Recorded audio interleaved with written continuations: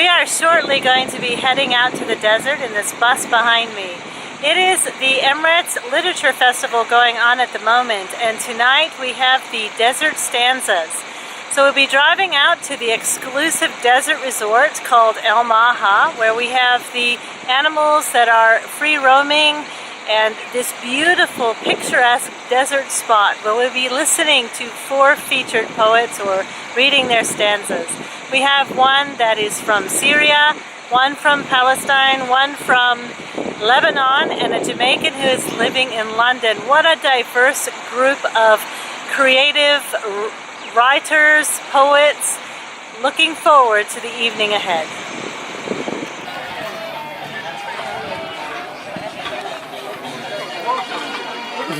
Good evening. Good evening. Thank you very much. And this is where the poetry will be read for the Festival of Literature. We're going to go over and have our dinner soon. Coming out here into the desert, we have these camels here. And we've got someone going for a ride.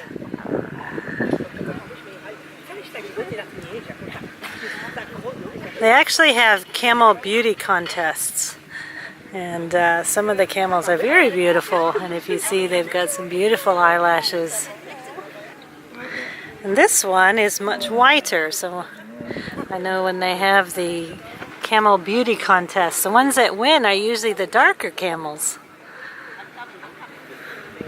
It's just about ready for the poetry to begin, and I'm so excited to be amongst other people that share the same passion and creativity.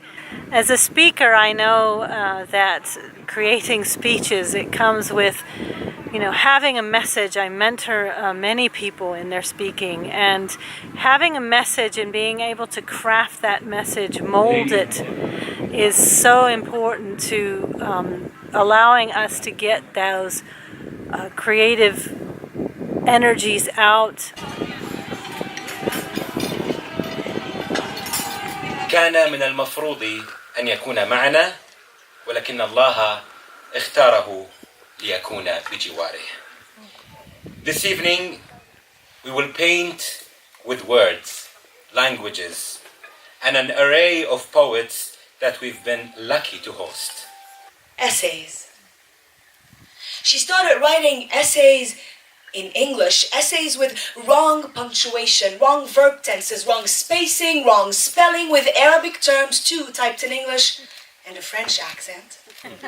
When she couldn't find the translation for, say, Mina, she emails me, tells me she's very exited about this. Her American teacher loves her ideas, even in her bad English. Take a look, she says. Oh no, I think. Their topic this week is now and then, as in something that happened now and reminded you of then. The teachers prompted them 2 words, Boston Marathon. Asked what it reminded them of. My mom begins her essay by imagining the people who was about to marathon. How sad.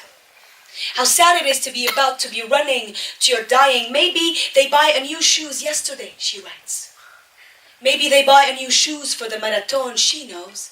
She knows what it feels like after you hear an explode and run to the phone to check on your mother, your brother, your wife. Bad memories, they sleep, she writes, but all of a sudden, they awake. She remembers it now. That Friday, how she walked to the pediatrician swinging me, 3-month-old, from a basket in her hand, my brother, 5, walking beside her. She remembers his navy blue clothes, his smile, and how the wind was taking his blonde hair straight aback.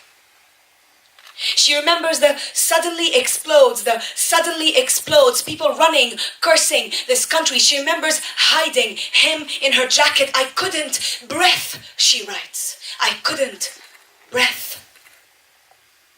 She remembers asking God to send all his angles to help her reach the building. She remembers reaching the building in what felt like a worst century, finishing her own marathon. She remembers watching her children sleep that night, the night sky red, intense explosions. She remembers broken homes in her broken English. My hurt breaks today too, she writes. No matter where the killing is, my hurt breaks too. She types it all in this broken English that I dare not correct. Nothing is wrong with your broken English, Mom. Nothing is wrong with your thanks God, or the way you misspell fever and country, the way you write main gate instead of door. No, nothing is wrong, Mama. Meshi, with the way you write Allah Najina instead of God save us. You do not need to translate, for we get it, Mama. We get it in every broken language, with every broken heart. He is the author of several collections of poetry, a book of short stories, and 2 novels. He is a creative writing teacher at the Royal Holloway University of London. Please welcome Mr. Kai Miller. Just recently, Buckingham Palace asked me to write a poem. And the Queen had put out all the gold, and they wanted a poem to celebrate all of this gold, and they asked me to write a poem. And I can't write a poem off the spot, so I had to connect it to something. And so in this collection is a series of poems about place names. And so I just extended the series. I genuinely didn't know how political this poem was until everyone was tweeting about it the next day and said, I can't believe Kai Miller read that in Buckingham Palace. But this is it. Place name, Aracabesa. Origins disputed, but most likely leave over from the Spanish, ora cabeza, golden head. Though what gold was here, other than light glinting off the bay, other than bananas bursting out from red flowers, though this too is disputed. Not the flowers, but the origin of bananas. They may have come here with Columbus on a ship which in 1502 slipped into Aracabesa the way grief sometimes slips into a room. In those days, a sailor tried to name the island Santa Maria, as if not knowing we already had a name in another language, a language whose speakers would soon all die, though this too is disputed. Not the deaths, but the completeness of genocide. For consider, if you will, such leave-over words as hurricane.